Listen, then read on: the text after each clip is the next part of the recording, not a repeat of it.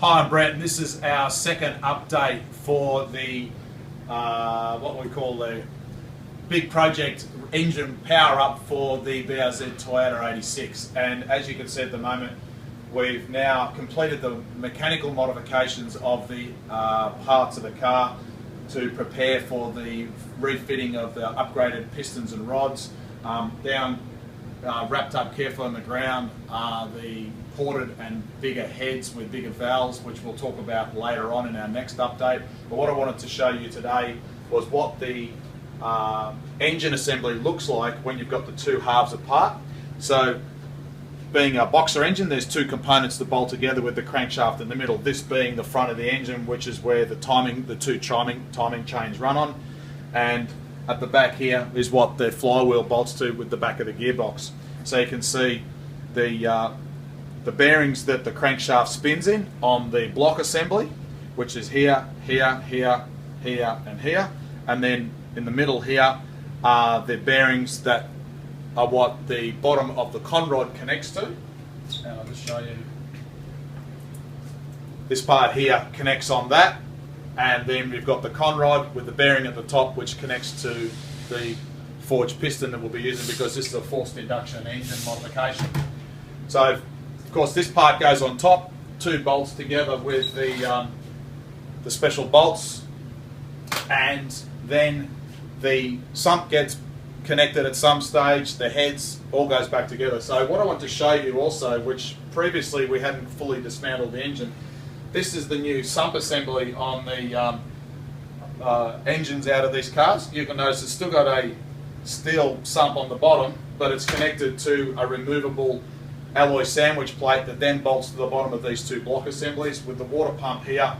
And the thing that's really obvious, as you can see here, is, I'll get my cameraman to come up a little bit closer, all of this here is the assembly sealant that is done by the factory, which is the 3-bond stuff, and I'll show you, this is the genuine Subaru 3-bond sealant, which is a little bit different to what you would use in a rebuilding of the previous WRX STI EJ series engines.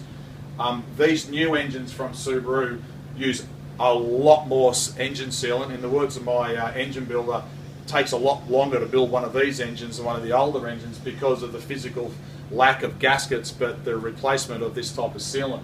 But the important thing to remember is when you're reassembling these engines is if you use too much of this stuff, as you can see, it comes out either side of the joint that it's sealing. If you get it on the inside of the engine, little bits like that can migrate its way into the oil galleries on the crankshaft, in the head, in the variable cam control assemblies, and this is what can cause problems long term with bearing failure or variable cam control problems.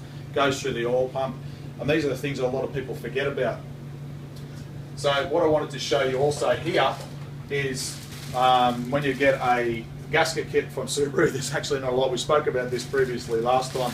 There's obviously original factory gaskets and a few rocker cover gaskets and seals, but you can see in here lots and lots of O-rings and seals have to be reassembled when the engine goes back together, in combination with the front of the engine, and I'm trying to see where Mick's put it, across the front being the timing chain cover assembly. So these engines require quite a lot of common sense in putting these back together with the right torque settings. There's lots of bolts that have to be torqued up a certain way, then undone, and then a quarter of a turn here with a torque wrench.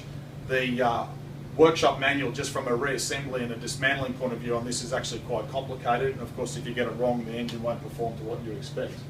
So we spoke earlier about the high performance conrods and pistons that will be fitting in the car. You'll see in the previous video the difference between this and the original factory standard one.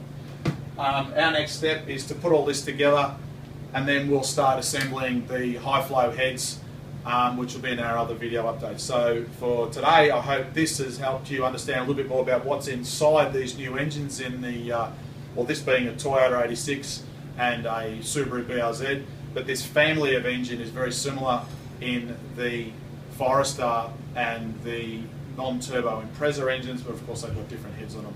So for today, I'm Brett Middleton. No matter where you are in the world, Make some comments, subscribe to our video channel. Oh, and by the way, I'll put some still photos on the bottom of the link at the bottom of this page that you can get to the album in our Facebook page. So just click on the link, go to the Facebook page, and then choose the album for the video that's related to. Bye for now.